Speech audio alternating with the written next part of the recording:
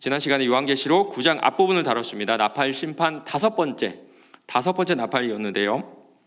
하늘에서 땅에 떨어진 별이 있었는데 그 별은 사탄이거나 사탄의 대리자라 그랬습니다. 그가 무저갱의 뚜껑을 열고 거기서 황충과 연기가 나왔죠. 연기와 황충은 불신자들의 눈을, 영적인 눈을 가려버립니다. 우리가 가지고 있는 의문이 여기서 풀립니다. 여러분 그렇죠? 왜 저 사람 예수 안 믿을까? 누가 보기에도 예수 믿기 좋은 환경이고 정말 예수란 이름 많이 들었음에도 불구하고 왜 예수 안 믿을까? 여러분 가족 중에도 그런 분들 계시죠. 요즘에 뭐 박해가 있나요? 뭐 고난이 있나요? 요즘에 뭐 어려움이 있나요? 예수 믿는데. 도리어 교회를 나가면 아마 신자인 가족들에게 박수를 받고 환영을 받는 상황임에도 불구하고 교회를 나가지 않고 있습니다. 사실 북한을 생각해 보면요, 딱 5년, 한 5살만 돼도 김일성 일가를 신으로 알죠. 5년만 들어도 그렇게 세뇌가 됩니다. 그런데 불신자들은 20년, 30년, 때로는 뭐 40년, 50년 예수에 대해 들어도 전혀 믿지 않고 전혀 와닿지 않는다고 하죠. 반대로 어떤 사람들은요, 한 5년 만에 전혀 다른 모습을 보이기도 합니다. 주일 3부 예배 때 그 찬양팀으로 섬기는 형제가 있거든요. 제가 청년부 할 때 그 형제가 여자친구를 따라서 교회에 왔습니다. 왜 왔을까요? 결혼을 하려고. 여자친구가 교회에 안 오면 결혼 안 해준다고 하니까 결혼하려고 왔습니다. 처음에 새가족으로 와가지고 새가족 오면 그 담당 목사랑 만나잖아요. 그 새가족부실에서 앉아 있는데 다리를 딱 꼬고 졌는지 저를 딱 쳐다보면서 저는 이런 데 관심 없어요. 저는 결혼하려고 왔지 예수랑은 전혀 상관없어요 라는 눈빛을 전 아직도 기억하거든요. 그 친구가 지금 주일 예배 때 여기 서서 구원을 노래하고 있습니다. 참 이상하지 않나요? 어떤 사람은 50년을 들어도 60년을 들어도 때로는 그만큼 교회 다녀도 복음의 감격을 모르는데 어떤 사람은 5년 만에 예수 그리스도의 죽으심과 부활을 감격적으로 찬양을 합니다. 그 이유가 뭘까요? 불신자들의 영안이 가려졌기 때문입니다.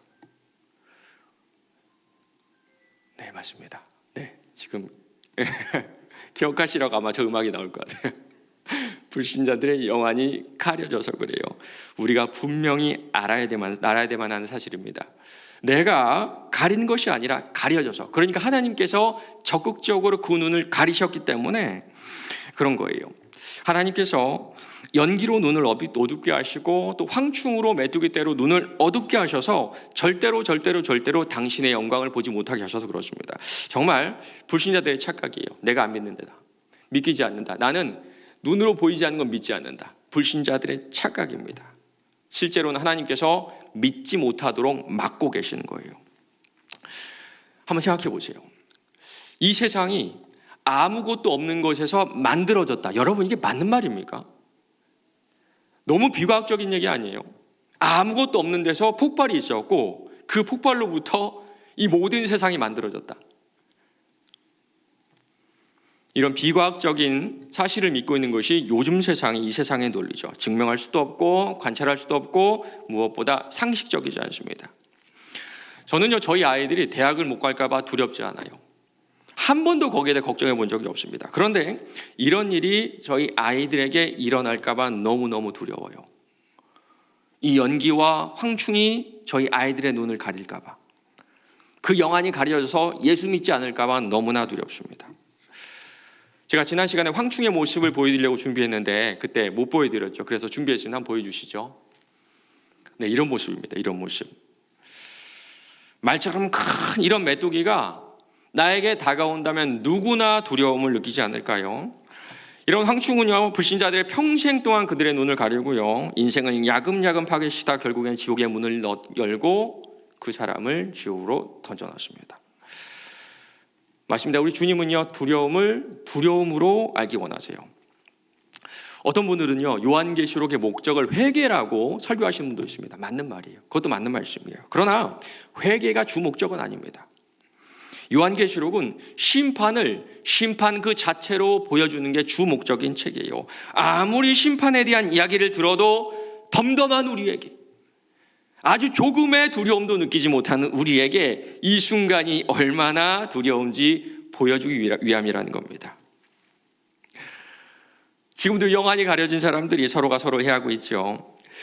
전 세계에 음식은 넘쳐나고 있는데요. 또 한편은 전 세계 수천만 명의 사람들이 먹지 못해서 기아로 굶주리고 죽어가고 있습니다. 전쟁은 어떤가요? 분란은 어떤가요? 러시아 우크라이나 전쟁 보세요. 중동 지방에서 일어나는 폭탄 테러 미사일 공격을 보세요. 뒤에 살펴보면 알겠지만 이 심판으로 이 땅에 있는 사람 3분의 1이 죽는다고 합니다. 여러분, 이게 가능한 일일까요? 한 100년 전에는 그런 일 없을 거야, 그건 불가능할 거야 생각했을 때 우리는 아니죠. 핵폭탄 몇 개만 터지면요, 전 세계 인구 3분의 1은 순식간에 죽습니다. 이게 다가 아니죠. 인간의 힘으로는 대처할 수 없는 해일, 지진, 폭우, 폭염이 발생하고요. 이제는 일상이 되어버린 미세먼지와 수질오염이 우리의 삶을 위협하고 있습니다. 지난주에도 심각한 황사가 몰려왔는데요. 현재 우리가 겪는 이런 어려움들, 이런 병들의 어떤 근본적인 원인이 바로 이 미세먼지, 황사가 된다고도 하죠. 코로나 같은 바이러스는 어떤가요? 눈에 보이지 않는 바이러스로 전 세계에서 몇 명이 죽었는 줄 아세요? 통계로는 690만 명이고요. 통계 잡힌 것만. 또 어떤 학자들의 주장에 따르면 무려 2,700만 명까지 죽었을 가능성이 있다 그래요. 지난 3년간 우리나라 인구의 절반이 코로나 바이러스로 죽었습니다. 맞습니다. 파괴라는 이름을 가지고 있는 아바돈이 여전히 이 세상을 다스리고 있어요. 그런데 더 두려운 사실이 하나 남아 있습니다. 12절이에요. 첫째 화는 지나갔으니 보라, 아직도 이후의 화 둘이 이르리로다. 아직 재앙이 2개 더 남았다는 겁니다. 그리고 이 말씀은요, 첫 번째 화는 지나갔다, 끝났다, 그런 뜻이 아니라 첫 번째 화에 대한 설명이 끝났다, 그런 뜻입니다. 첫 번째 화에 대한 설명을 끝났고 거기에 더해져서 두 번째 화가 시작되는데요. 이제 6번째 천사가 나팔을 붑니다. 6째 천사가 나팔을 불매 내가 들으니 하나님 앞 금제단 네 뿔에서 한 음성이 나서, 하나님 앞에 금제단이 있고요, 거기에 네 뿔이 있는데 거기서 한 음성이 난다 그러네요. 도대체 제단은 뭐고 도대체 네 뿔은 뭘까요? 우리는 정확하게는 알 수 없습니다. 그러나 지금 요한계시록의 배경이 하늘에 있는 성전이라고 한다면 아마 이 제단은 그 옛날 성전 안에 있던 분향단이었을 가능성이 커요. 그러면 이스라엘 성전에 있었던 그 분향단의 모양으로 이 하늘의 제단의 역할과 그리고 그 모양을 좀 유추해 볼 수가 있습니다. 사진 한번 보여주시죠. 네, 그 옛날에 이 솔로몬 성전에 있었던 분향단은 이런 모양이었습니다. 물론 이것도요, 출애굽기 30장에 있던 그 내용을 바탕으로 상상해서 그린 거예요. 너는 분향할 제단을 만들지니 곧 조각목으로 만들되 길이가 1규빗, 너비가 1규빗으로 네모 반듯하게 하고 높이는 2규빗으로 하며 그 뿔을 그것과 이어지게 하고 제단 상면과 전후 좌우면과 뿔을 순금으로 싸고 주위에 금테를 둘지며. 하나님 앞에 향을 피우는 분향단이 바로 오늘 말씀에 나오는 제단이라고 추측해 볼 수가 있습니다. 금으로 되어 있죠. 그리고 각 모서리에 뿔이 있죠. 바로 여기서 음성이 나옵니다. 그런데 왜 여기서 음성이 나올까요? 8장 보면 이런 말씀이 있습니다.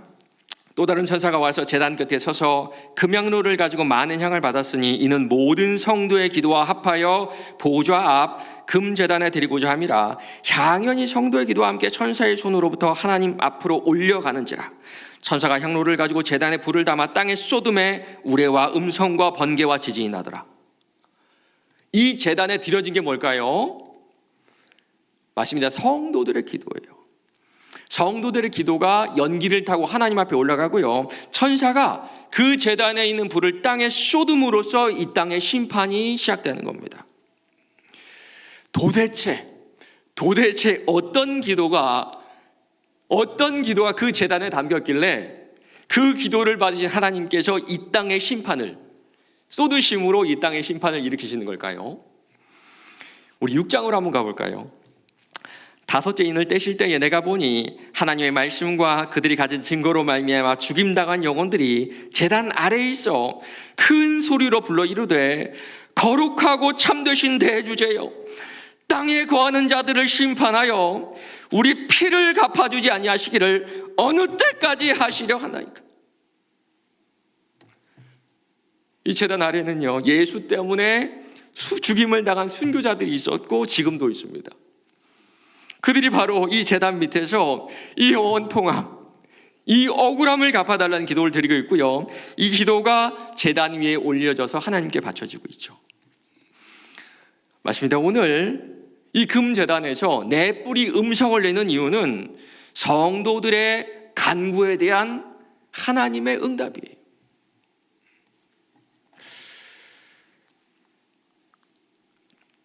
우린 아닐 겁니다. 아마 아닐 거예요. 그러나 어제도, 아니 가장 가까이에는 한 5분 전에도 이 세상 어디에선가 소천한 그 누군가는 복음 때문에 억울하고 원통한 일을 겪다가 죽었습니다.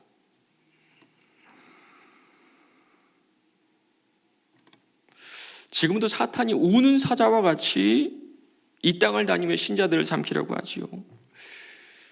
여러분, 세상을 보시기 바랍니다. 돈에 눈이 먼 사람들이 얼마나 많나요? 자녀들의 눈이 먼 사람이 얼마나 많나요? 성공에 눈이 먼 사람이 얼마나 많나요? 자신의 쾌락에 눈이 먼 사람이 얼마나 많나요? 정치에 눈이 먼 사람이 얼마나 많나요? 돈 때문에 불안한 사람이 얼마나 많나요? 자녀 때문에 불안한 사람이 얼마나 많나요? 실패할까 봐 불안한 사람이 얼마나 많나요? 내가 쾌락을 누리지 못할까 봐 불안한 사람이 얼마나 많나요? 정치 때문에 불안한 사람이 얼마나 많나요? 여기에 대항하며 사는 것이 피를 흘려야만 하는 치열한 전쟁입니다. 그리고 이 전쟁 가운데 물러서지 않는 사람들이 아직도 있습니다. 내가 아니라고 없는 게 아니에요. 타협이 없는 성도들이 있습니다. 중간이 없는 신자들이 있어요. 모두가 다 나가진 않습니다. 맞습니다. 예수 믿는 거는요, 뭐 아니면 도인 인생이에요. 주님께 용서받았다면 70번씩 7번이라도 용서라는 이 말씀의 중간이 어디 있습니까? 우리끼리는 있을 수가 있다. 그래, 괜찮아. 사람이니까 어쩔 수 없지. 괜찮아. 그러나 우리 주님은 아닙니다. 그리고 중간이 없이 살다가 어제 죽은 사람들이 있다니까요. 그들의 인생 가운데 단 한 번의 반전 없이 내리막길만 걷다가 결국에는 죽었습니다. 예전에, 아주 예전에 제가 섬기는 교회에서 후원하던 그 선교사님이 아프리카에서 소천을 하셨어요. 이분이 참 얼마나 가난하게 사셨냐면요, 이 티슈 한 장을 3번 쓰셨어요. 3번. 처음에는 그 티슈를 뭘 닦는 데 쓰시고 햇볕에 말립니다. 그 다음에는 코를 풀고 침을 닦거나 또 햇볕에 말려요. 그리고 마지막에는 화장실에서 휴지를 쓰고 버리셨어요. 이렇게 평생 사셨는데 어떻게 돌아가신 줄 아세요? 그 아내분하고 아이들이 잠깐 한국으로 들어오셨는데 마침 그때 선교주에서 심장마비로 돌아가셨어요. 그런데 그 후에 어떤 일이 있었는 줄 아세요? 만약에 제가 그 아내면요, 참 원망스러운 마음이 컸을 것 같아요. 그런데 그 아내 선교사님께서 남편의 사역을 잇는다고 다시 그 나라, 다시 그 지역으로 들어가셨어요. 그런데 그 이후에 어떤 일이 있었는 줄 아세요? 얼마 안 있다가 암 선고를 받으셨습니다. 인생의 반전이요? 없어요. 예수 잘 믿으면 인생에 반전이 있었으면 좋겠는데 우리 하나님 참 야속하죠. 그러다가 순교한 성도들, 병마와 싸우다가 고통스럽게 죽은 성도들, 내 스스로 경제적인 어려움을 선택한 그런 신자들, 이렇게 사는 사람들이, 성도들이 있습니다. 특별히 지금도 북한에서 예수 믿는 우리의 형제 자매들을 한번 생각해 보시기 바랍니다.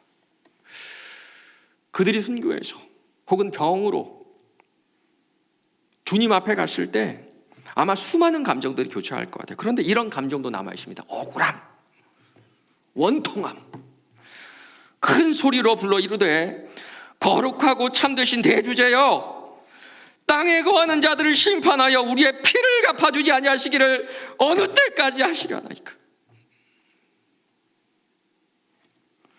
오늘 금제다에는 내 뿔이 그 원통함을 갚아주기 시작합니다.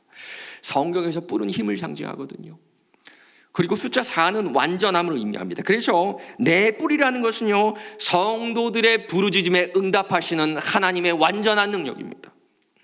그가 지금 당신의 완전한 능력으로 성도들의 원한을 갚아주기 시작하세요. 당신 때문에, 당신의 말씀 때문에 타협하지 않고 단 한 번의 반전 없이 내려받기를 살다가 죽은 그 성도들의 원통함을 이제 응답해 주십니다. 그런데 그 뿔이 뭐라고 하는 줄 아세요? 나팔을 가진 6의 천사가 말하기를 큰 강 유브라데에 결박한 4 천사를 놓아주라 하매.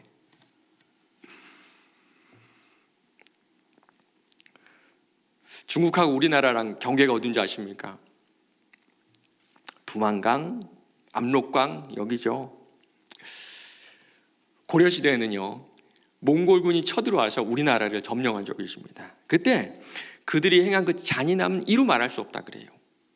시체를 훼손해서 그걸로 탑을 쌓고 이 모습을 가지고 우리나라 사람들을 조롱했다고 합니다. 조선시대는 어떤가요? 여러분 많이 들어보신 여진족들이 끊임없이 침입해 왔습니다. 어찌나 잔인한 방법으로 괴롭혔는지 그 기록을 읽는 것도 참 끔찍하더라고요. 그런데 그들이 어디를 넘어왔을까요? 두만강, 압록강 맞습니다. 그래서 그 옛날에 우리나라 사람들에게 두만강, 압록강에서 누군가 넘어온다는 거는요, 듣는 그 자체만으로도 두려움을 느끼게 했어요. 그 당시 이스라엘 사람들에게 유브라데 강이 바로 그런 강이었습니다. 유브라데 너머는요, 파르티아라는 나라가 있었고요. 파르티아는 그 당시 전 세계를 지배하던 로마도 이길 만큼 강력한 기마병을 가지고 있던 나라였어요.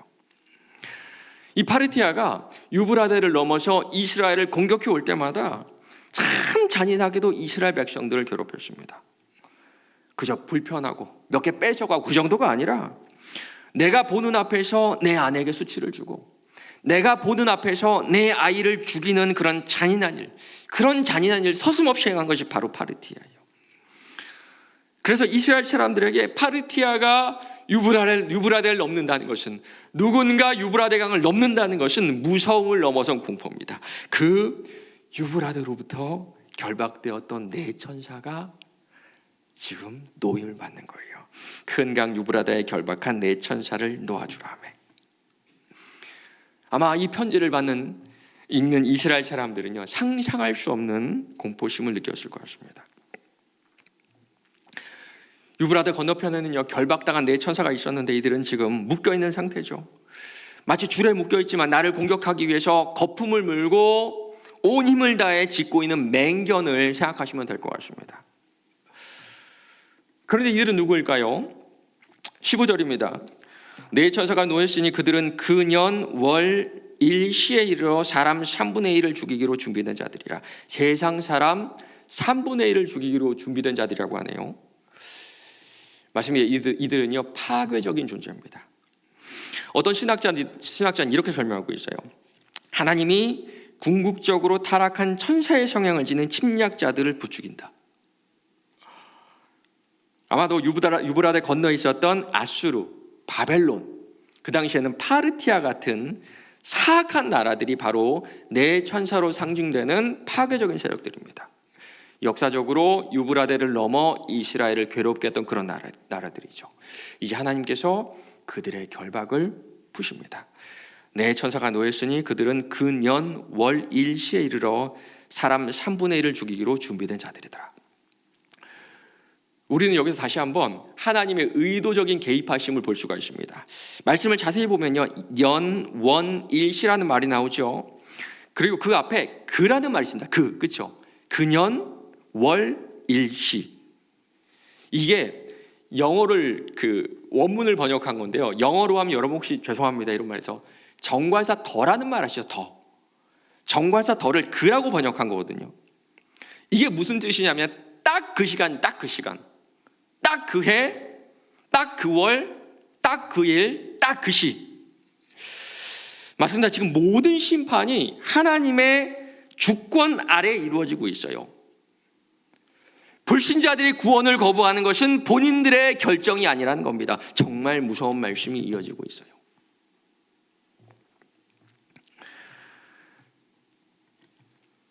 결박이 풀린 내 천사는 마병대를 거느리고 있는데 그 수가 얼마나 되는 줄 아세요?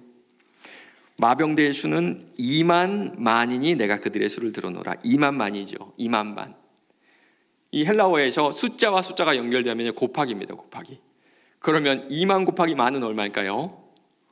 쉽지 않죠. 2억입니다. 2억.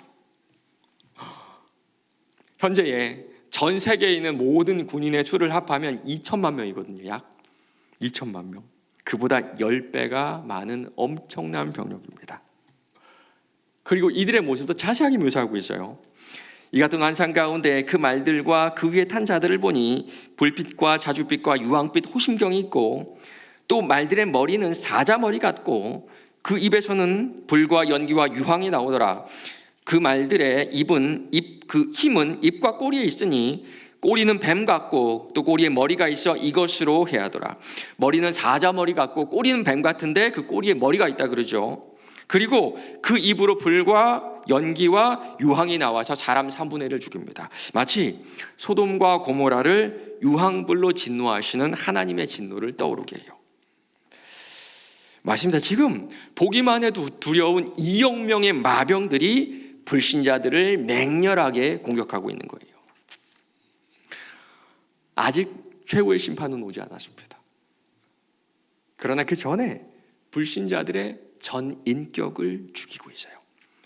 우상 숭배하는 자들, 타협하는 자들, 이미 영적으로 죽은 자들을 육체적으로도 죽입니다.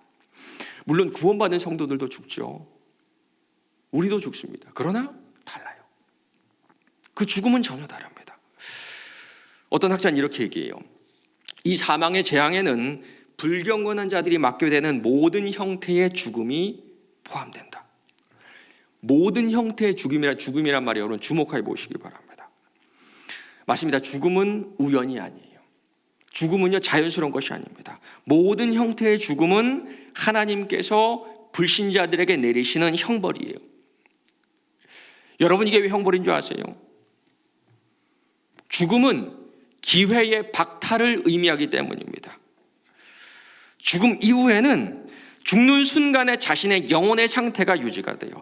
맞습니다. 불신자들의 죽음은 그것을 증명하는 것뿐이지 그들의 영혼은 죽었고 영원히 죽을 거라는 무섭고도 두려운 선언이. 지금도 2억 명의 마병들이 전 세계에 퍼져 불신자들을 죽입니다. 그들에게 너는 영원히 벌을 받을 것이라는 선언과 함께 모든 형태의 죽음으로 구원의 기회를 영원히 박탈해버리는 거예요. 특별히 2억 명의 마병들의 힘이 어디서 나온 줄 아세요? 18절입니다. 이 말들의 힘은 입과 꼬리에 있으니 꼬리는 뱀 같고 그 꼬리에 머리가 있어 이것으로 하더라. 힘이 어디에 있다 그러죠? 입과 꼬리죠. 그런데 꼬리에도 뭐가 있습니까? 머리가 있습니다. 그럼 거기에도 입이 있었을 거예요. 맞습니다. 영적인 죽음은요 입으로부터 시작을 합니다. 태초에 사탄이 뱀의 모습으로 나타나 아담과 하와를 속이죠. 사탄은 끊임없이 불신자들을 속이고 이미 죽은 영혼들이 혹여나 돌아오지 못하도록 온갖 방법을 통해 전 인생을 속입니다. 역사상 수많은 불신자들이 그 속임에 빠져서 헛된 인생만 살다가 지옥으로 가버렸어요. 그런데도 끔찍한 일은 그 이후에 일어납니다. 20절 21절이에요. 이 재앙에 죽지 않고 남은 사람들은 손으로 행한 일을 회개하지 않고 오히려 여러 귀신과 또는 보거나 듣거나 다니거나 하지 못하는 금, 은, 동과 같은 목석의 우상에게 절하고 또 그 살인과 복술과 음행과 도둑질을 회개하지 아니하더라.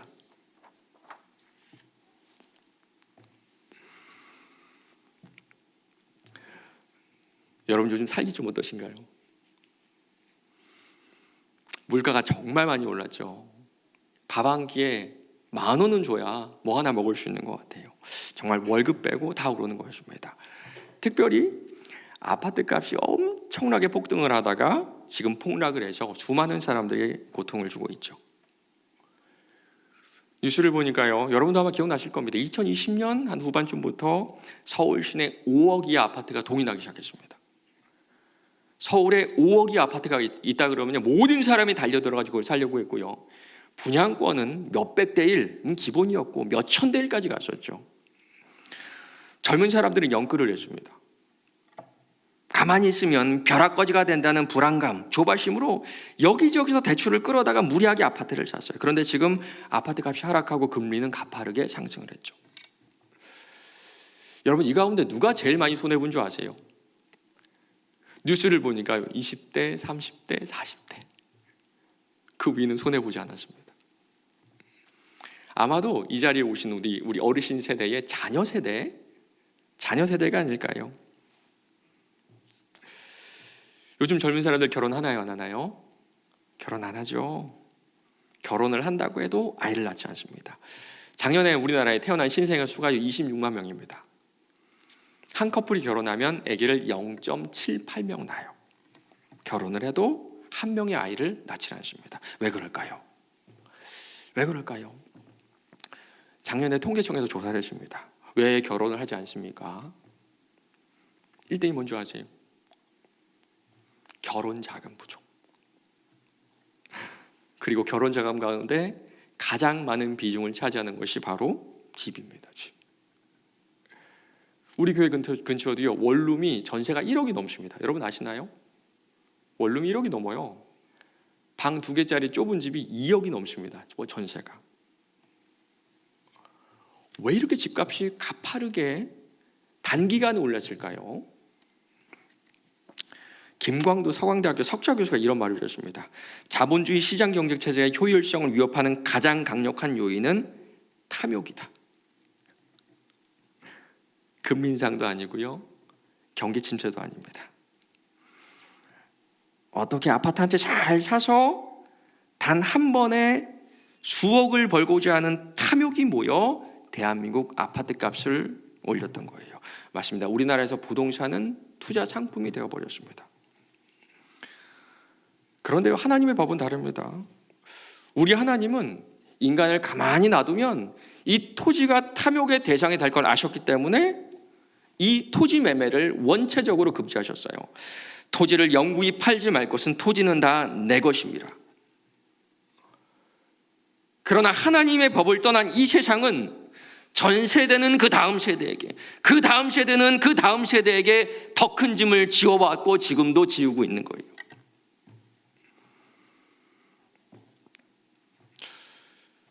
기후변화도 여러분 심상치가 않죠. 이제는 기후위기라고 합니다. 정말 30년 전에 물을 사드시는 분이 계셨나요? 그런데 지금은 수돗물이나 강물을 그냥 드시는 분은 한 분도 안 계실 겁니다. 공기는 어떤가요? 공기청정기라는 것이 예전에 있었나요? 이제는요, 공기도 사먹는 시대가 된 겁니다. 오염을 좀 대수롭지 않게 여기시는 분들이 참 많은 것 같은데요. 국가에서 미세먼지를 1급 발암물질로 규정을 했습니다. 1급 발암물질, 성명과 같은. 먼지라고 부르지만 사실은 우리 몸에 쌓이는 중금속이거든요. 지난주에 연세대학교 의대에서 연구 결과를 하나 발표했는데요. 미세먼지가 치매를 일으킨다는 결과를 도출해냈습니다.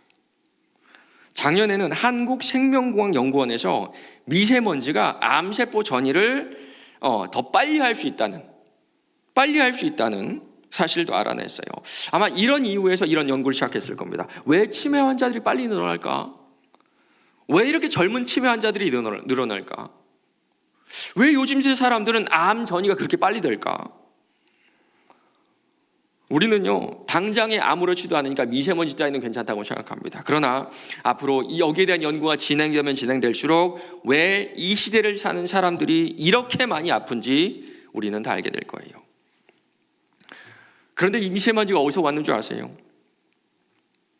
이번 달 20일에 MBC 뉴스 보니까요, 경제활동이 증가하면 증가할수록 미세먼지가 늘어난다고 합니다. 맞습니다. 미세먼지는 우리가 만들어낸 거예요. 남을 탓할 일이 아닙니다. 가면 갈수록 전기를 많이 쓰죠. 그리고 그 전기의 44%가 석탄 화력 발전소에서 만들어집니다. 여기서 엄청난 양의 미세먼지가 발생해 왔고요. 지금도 발생하고 있어요.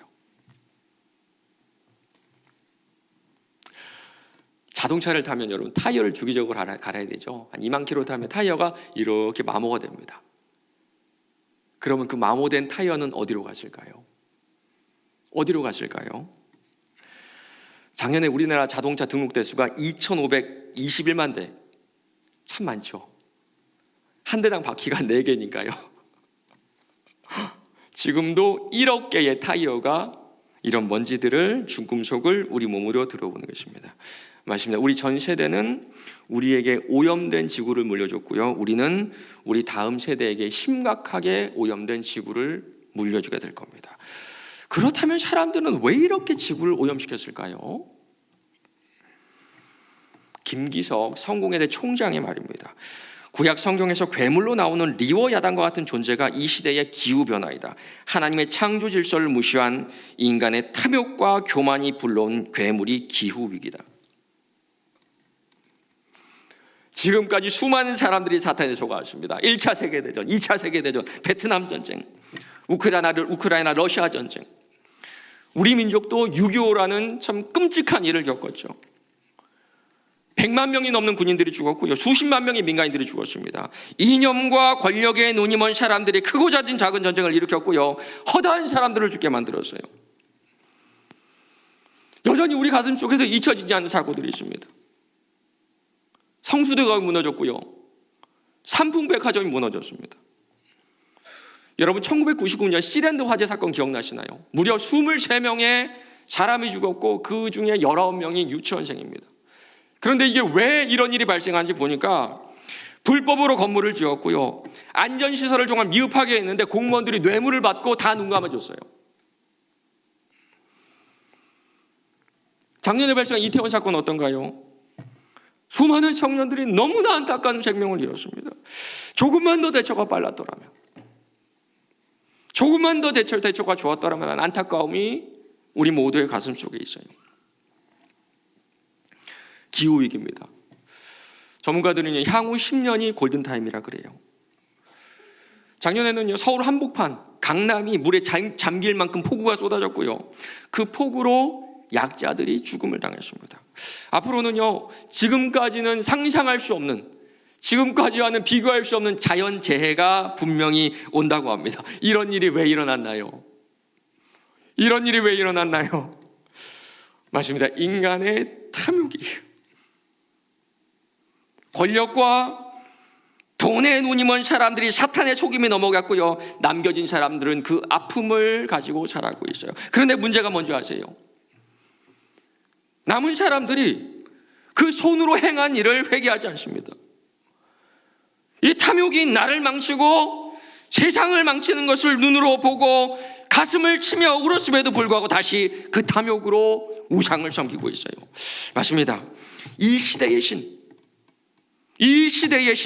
돈의 신에 눈이 멀어 사는 것이 2023년 이 시대를 살아가는 불신자들의 모습이에요.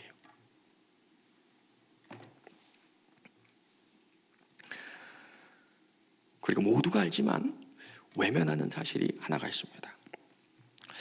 여러분 혹시 오늘 설교 제목 뭔지 아세요? 오늘 설교 제목 맞습니다. 몰렉이 웃는답니다.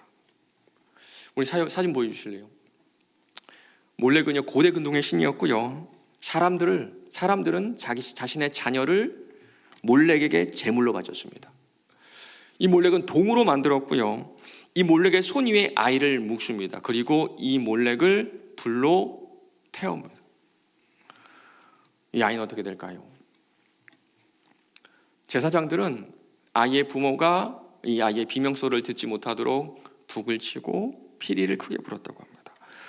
그런데 왜 사람들은 자신의 자녀를 몰렉에 바쳤는 줄 아세요? 부모가 복을 받기 위해.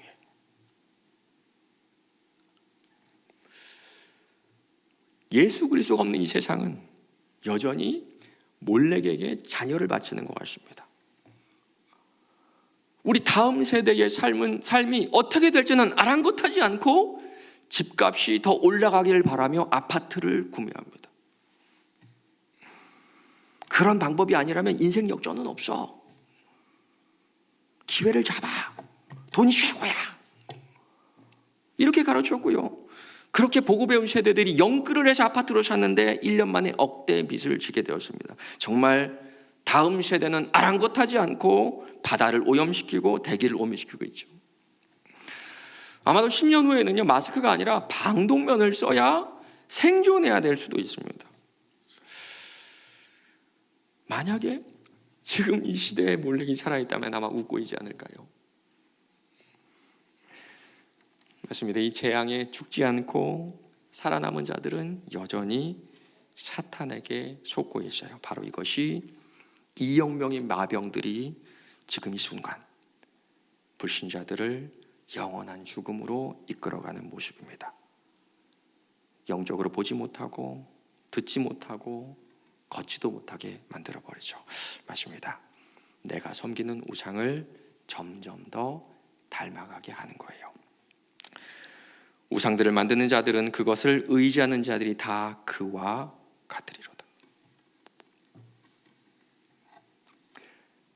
말씀을 맺겠습니다. 지금도 2억 명의 마병들이 불신자들의 영적인 눈을 가리며 몰렉을 섬기도록 속이고 있어요. 어쩌면 예수 믿는 우리도 그 속임수에 속아 넘어가고 있는지도 모릅니다. 그러나 여러분 기억하시기 바랍니다. 우리가 들어야 될 것은 2억의 마병들의 속임수가 아니라 따로 있어요.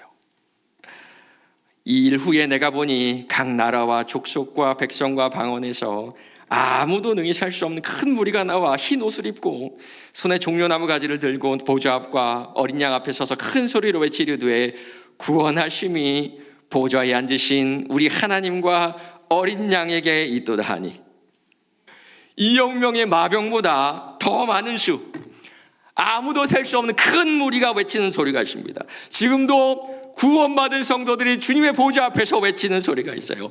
구원하심이 보좌에 앉으신 우리 하나님과 어린 양에게 있도다.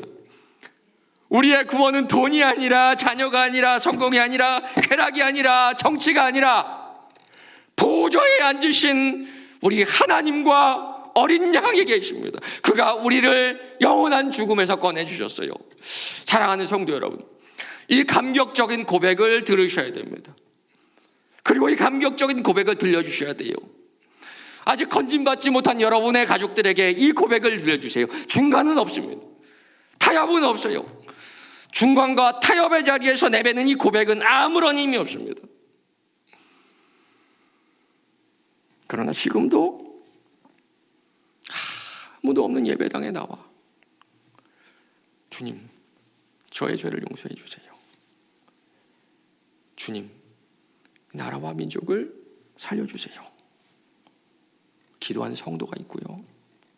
그 한 사람이 입술로 고백을 통해 우리 주님은 이 땅에 회개의 영을 부어주세요. 우상을 섬기며 회개하지 않는 시대에 아무도 셀 수 없는 그 큰 무리의 고백을 들으며 선포하며 나가시는 저 여러분 되시길 바랍니다.